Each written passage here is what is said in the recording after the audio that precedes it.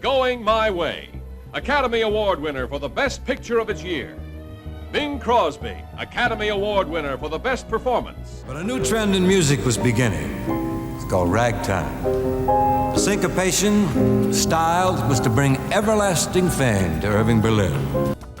Bing Crosby, our legendary crooner, loved by millions, had a life many envied, but his family's reality was far from the glamour he portrayed. Behind closed doors, his haunting confession shattered the image of a perfect father and left his sons to carry the weight of unimaginable pain. Their struggles led to a tragic end that shocked the world. Bing Crosby died today of a heart attack on a golf course in Spain. And raised questions about the true cost of fame. What was this horrifying confession, and how did it push his sons to such a devastating point? Join us as we reveal the truth behind this confession and uncover this devastating story. The beginning of Bing Crosby's journey. Before we dive into Bing Crosby's confession that took his sons' lives, it's important to first understand the foundation of his life. Bing Crosby was born on May 3, 1903, in Tacoma, Washington. His full name was Harry Lillis Crosby Jr., but he earned the nickname Bing during his childhood. The story goes that a neighbor gave him the name because of his love for a comic strip called The Bingville Bugle, and it stuck. When he was just 3 years old, his family moved to Spokane, Washington, where he grew up in a modest home. His father, Harry Sr., worked as a bookkeeper, and his mother, Catherine, was a homemaker. They were a devout Catholic family, and Bing was the fourth of 7 children. As a child, Bing wasn't much different from others his age. He loved playing baseball and spending time with friends. Here's the most astonishing part. Keep watching. Bing also had a mischievous streak, mostly finding ways to entertain himself and those around him. However, music was not a major part of his early life, but it was always present. You know, I've written special music for each holiday. This sort of gives me a chance to keep a little promise I made to myself. I said I was going to sing this song at the end tonight. His family owned a phonograph, and Bing developed a love for popular songs of the time, especially those by Al Jolson, one of his early idols. Bing attended Gonzaga High School, where he was a bright but somewhat unremarkable student. After graduating, he enrolled at Gonzaga University with the intention of becoming a lawyer. Yes, I studied for the law. I had a little dance band at the time. I was the singer and the drummer in the band, and I was studying law at Gonzaga University. However, he soon discovered that his heart was not in it. Instead, he became more interested in music and performing. In college, he joined a band called the Musicalators, which performed at school dances and local events. Bing played the drums in the group, but his voice quickly stood out. His first real break came in 1925, when he joined a group called the Rhythm Boys with Al Rinker, another Spokane native, and Harry Barris. The trio became known for their innovative vocal harmonies and entertaining performances. They gained some recognition and were eventually hired by band leader Paul Whiteman, who was one of the most influential figures in American music at that time. Ironically named Paul Whiteman, who lived from 1890 to 1967. Paul Whiteman started out as a classical violist. However, joining Whiteman's orchestra in 1926 was a huge opportunity for Bing, as it introduced him to larger audiences and gave him valuable experience from performing with a professional band. During his time with the Rhythm Boys, Bing began to develop his own signature style. Unlike many singers of the era who sang loudly and dramatically, Bing had a more relaxed and conversational way of singing. His voice was smooth, warm, and easy to listen to, which made him stand out. This style was later described as crooning, and Bing became one of its most famous practitioners. In 1930, Bing and the Rhythm Boys appeared in a film called King of Jazz, which showed Paul Whiteman's orchestra. This is what was known as a revue, a show comprised of various hits of the day, but in this case, the man behind the music is Paul Whiteman, the titular king of jazz. The movie didn't make Bing a household name, but it gave him a taste of Hollywood and the entertainment industry. Around this time, Bing also began his solo recording. His first solo hit was I Surrender, Dear, which showed his rich voice and laid-back delivery. This song marked the beginning of his rise to stardom. By the early 1930s, Bing's career was taking off. He began performing on the radio, which was the main source of entertainment for many Americans during that time. His smooth voice was perfect for radio, and his shows quickly gained a large following. In 1931, he signed a contract with Brunswick Records and began recording regularly. His songs were hits, and his popularity grew with each release. One of the keys to Bing's success was his ability to connect with audiences. His singing style was intimate, almost as if he were singing directly to the listener. This was a stark contrast to many other performers of the time, who often had a more theatrical and distant style. Bing's approach made him feel relatable and approachable, which endeared him to fans. Also, in 1934, Bing made his first solo appearance in a full-length film called Going Hollywood. The movie showcased his singing talent and charm, and it helped establish him as a star in the film industry. And over the next few years, he continued to appear in movies, mostly playing characters who were witty, easygoing, and musically gifted. These were traits that mirrored his own personality. However, Bing's film career didn't slow down his success in music. In fact, it complemented it. He had hit after hit, including songs like Please, Just One More Chance, and Pennies from Heaven. His recordings were so popular that he became one of the first artists to sell millions of records. The radio remained a big part of Bing's career during the 1930s. He hosted a variety of radio programs, including the Kraft Music Hall, which became one of the most listened-to shows in the country. Bing's humor, charm, and incredible singing voice made the show a huge success. Through radio, his influence reached millions of people across America, cementing his status as a cultural icon. Bing's rise to fame also coincided with major technological advancements in the entertainment industry. Like the invention of the microphone, the term microphone was coined by Sir Charles Wheatstone in 1827. However, the very first microphone was invented by Emil Berliner in 1876 to be used as a voice transmitter. Allowed singers like Bing to sing softly and intimately, rather than having to project their voices to fill a large room. This suited his style perfectly and helped him stand out even more. He also embraced new recording techniques, which improved the quality of his records and made them even more appealing to listeners. In 1936, Bing's star power reached new heights when he signed with Decca Records. This partnership led to some of his most memorable recordings, including White Christmas, which he first performed in 1941. The song became an instant classic and remains one of the most beloved holiday tunes of all time. Its success solidified Bing's reputation as a masterful singer and entertainer. Bing's career wasn't just about music and movies, though. He was also a savvy businessman. He invested in various ventures, including horse racing and real estate, and he was one of the first entertainers to recognize the potential of recorded radio shows. In the late 1940s, he helped pioneer the use of tape recording, which allowed radio programs to be pre-recorded rather than broadcast live. This innovation not only benefited Bing, but also changed the radio industry as a whole. And by the end of the 1930s, Bing Crosby was one of the biggest stars in the world. He had achieved success in music, film, and radio, and his influence was undeniable. His ability to adapt to new trends and technologies combined with his natural talent and charisma, set him apart from other entertainers of his time.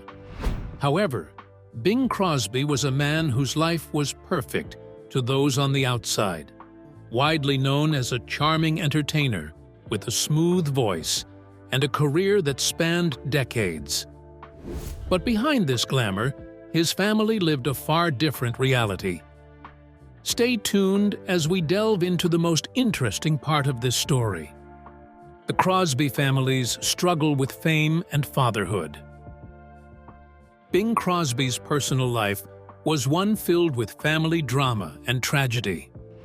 He was married to his first wife, actress and singer Dixie Lee. She was one of us. She was an East Tennessean. She was just super talented. I mean, she was beautiful. She could sing, she could act, she could dance. From 1930 until her untimely death in 1952, caused by ovarian cancer. Together, they had 4 sons: Gary, Dennis, Philip, and Lindsay. Music was a constant bond in the Crosby family, with all the boys performing on Bing's radio shows and recording music together, including the 1950 release, A Crosby Christmas Medley. However, despite their shared love for music, the family's life was far from easy, and the relationships among the brothers and their father were complex. After Dixie Lee passed away, Bing met actress Katharine Grant while working on interviews for her column during the production of the 1954 classic White Christmas. They married in 1957 and had 3 children together: Harry Lillis III, Mary, and Nathaniel. Bing and Katharine's marriage lasted for 20 years, until Bing's death in 1977 at the age of 74 from a heart attack.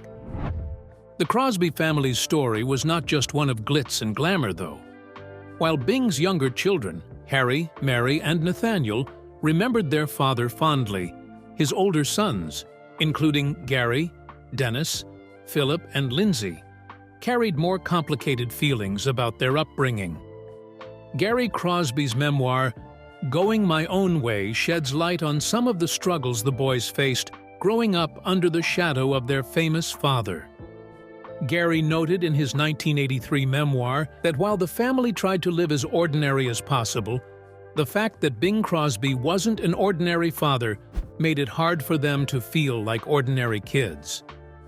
For some of the boys, growing up with such a famous father led to feelings of resentment, pressure, and emotional difficulty.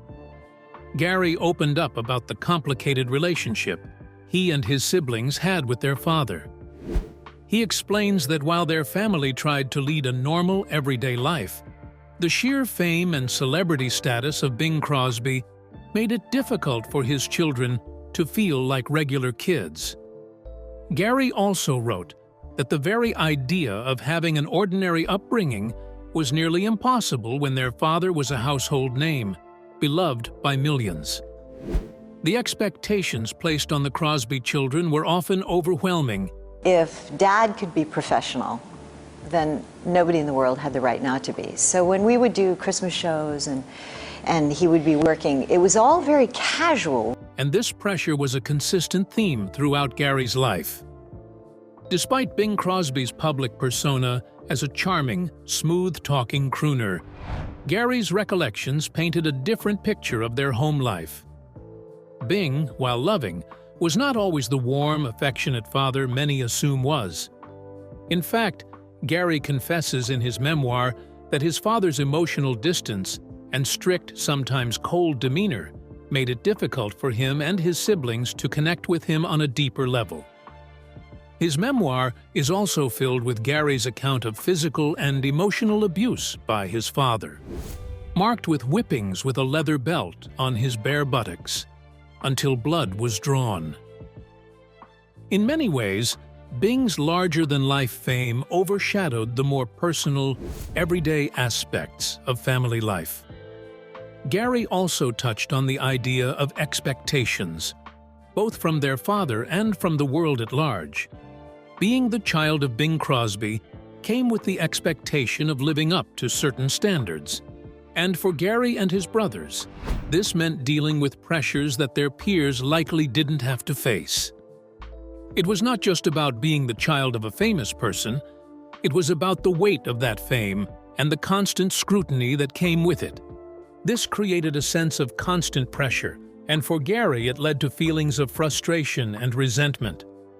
The reality of being constantly compared to his father and trying to live up to his father's legacy was a struggle Gary did not shy away from in his memoir.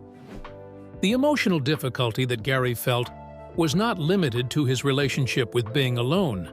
It also extended to his siblings as well. Although the Crosby brothers were united by their shared family name and experiences, their individual relationships with their father were not always positive. Gary's relationship with Bing was complicated. He loved his father, but often felt that Bing did not fully understand the challenges that came with being his son. The constant expectations placed on him as Bing Crosby's child sometimes led to conflict, and Gary wrote that these issues contributed to a feeling of distance between them. As the oldest of the Crosby children, Gary was the first to experience the pressure of being the child of such a famous figure. In his memoir, he reflected on how this pressure shaped his personality and life choices. Gary stated that he often felt like he had to carve out his own path, away from the shadow of his father's fame. This desire for independence led him to distance himself from the Crosby family drama, which he admitted only deepened his emotional struggles. Despite his desire to break free from the expectations of being Bing Crosby's son, Gary found himself continually being pulled back into the orbit of his father's legacy, leaving him torn between wanting to live his own life and feeling the weight of his family's name. Growing up in the Crosby household, Gary wasn't the only one to struggle with the emotional toll of their father's fame. His siblings, Dennis, Philip, and Lindsay, each had their own experiences with their father, and not all of those experiences were positive. The pressure and resentment were shared among the boys, although each handled it differently. Gary's memoir reflects on these problems, revealing the deep emotional scars that grew from the struggle of living up to the idealized version of their father that the world saw. His personal life had its struggles too, including a difficult relationship with his famous dad.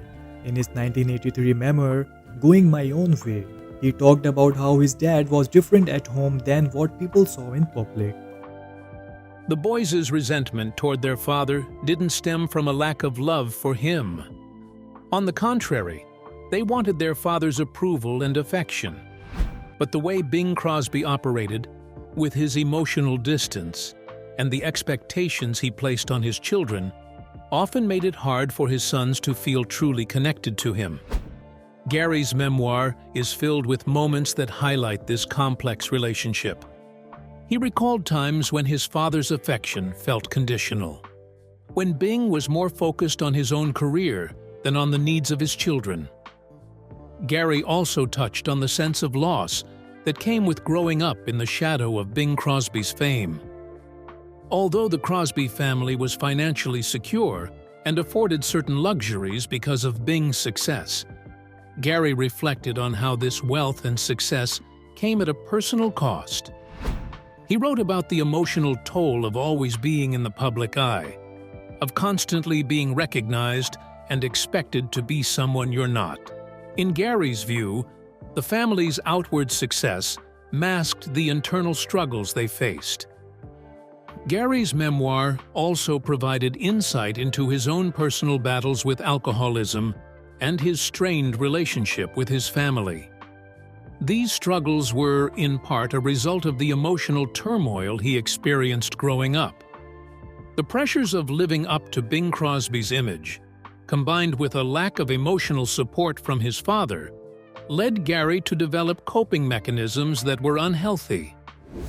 His battles with substance abuse were another reflection of the deep emotional pain he carried, and these struggles echoed the challenges faced by his siblings as well. While Gary's memoir painted a picture of a difficult childhood, it also shows a man coming to terms with his past.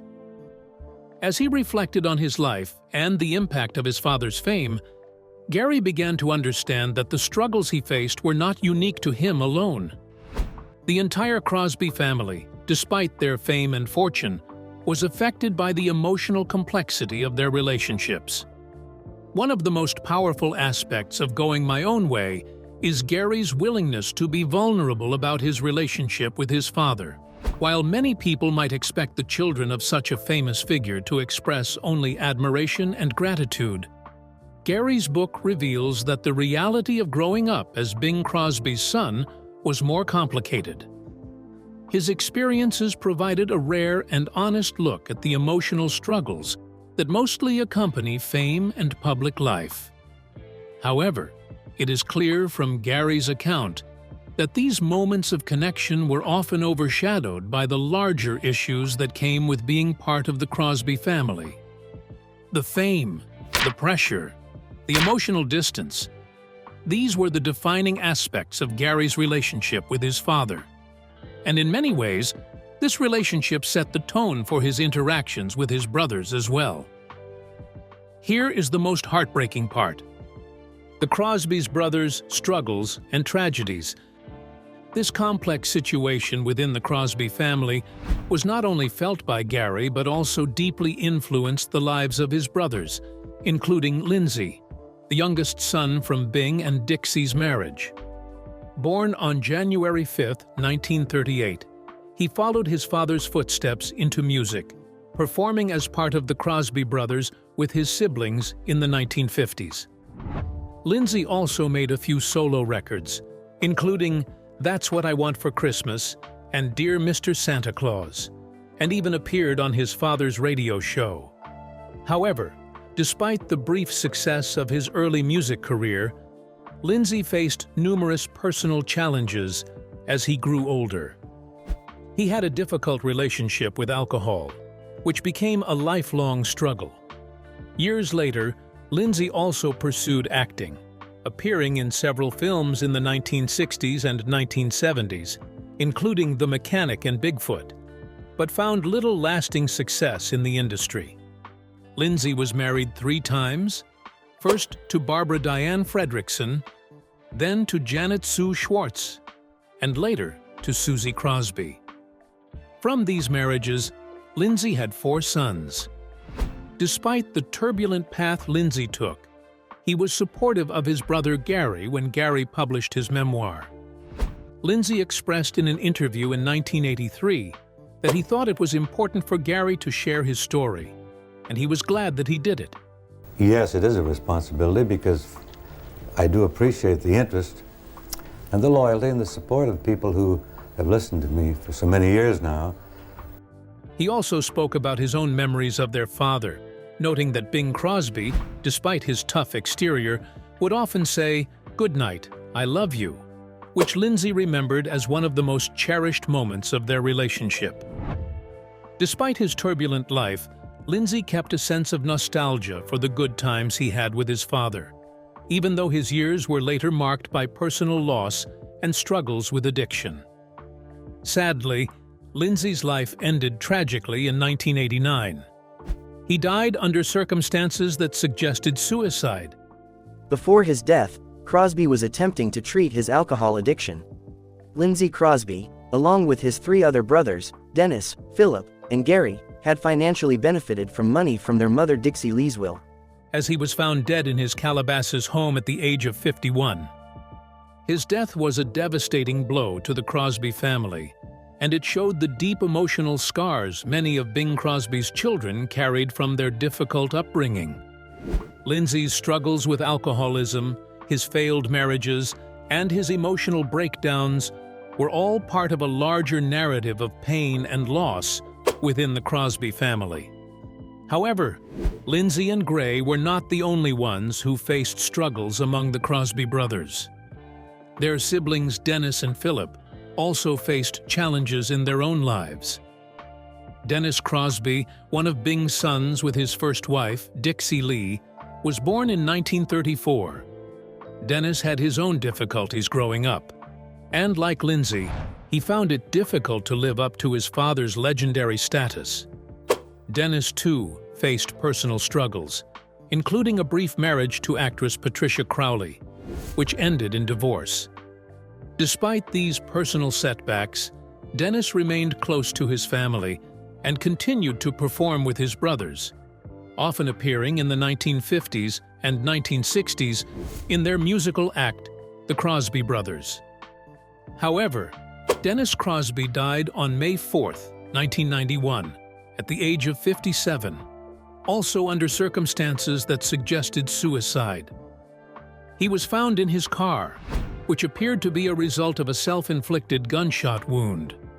Philip Crosby, another of Bing's sons with Dixie Lee, was born in 1934 as well, and he too performed with his brothers in the Crosby Brothers Act. However, like Dennis and Lindsay, Philip also struggled to find his place in the entertainment world. He made a few appearances in television shows, but ultimately, he also faced emotional struggles and was affected by his relationship with his father. The pressure to live up to Bing Crosby's legacy seemed to take a toll on all of the Crosby children, leading to feelings of inadequacy and emotional turmoil. However, Philip Crosby passed away on December 13, 2004, at the age of 70, after a long battle with cancer. The Crosby Brothers Act initially had success, performing in nightclubs and on television. They even appeared on prominent shows, such as The Ed Sullivan Show and The Phil Silvers Show. But despite the initial promise, the group began to disband. The brothers faced increasing tensions within their act, leading to a falling out. Gary Crosby, in particular, left the group after an argument, and while the remaining brothers continued performing, the act never regained its original momentum. The Crosby brothers had performed in well-known venues such as the Sahara in Las Vegas and the El Morocco nightclub in Montreal, but internal strife and personal struggles caused the group to dissolve. In 1962, Lindsay Crosby suffered a significant emotional breakdown, marking a turning point in his life. Earlier in the year, his wife Barbara had attempted suicide while 8 months pregnant, and the traumatic events weighed heavily on Lindsay. After the birth of their premature son, who passed away shortly after birth, Lindsay was unable to cope with the emotional toll. He sought psychological treatment and was hospitalized for a time. This marked the beginning of a downward spiral for Lindsay, as he went through 2 divorces and was arrested multiple times for alcohol-related offenses.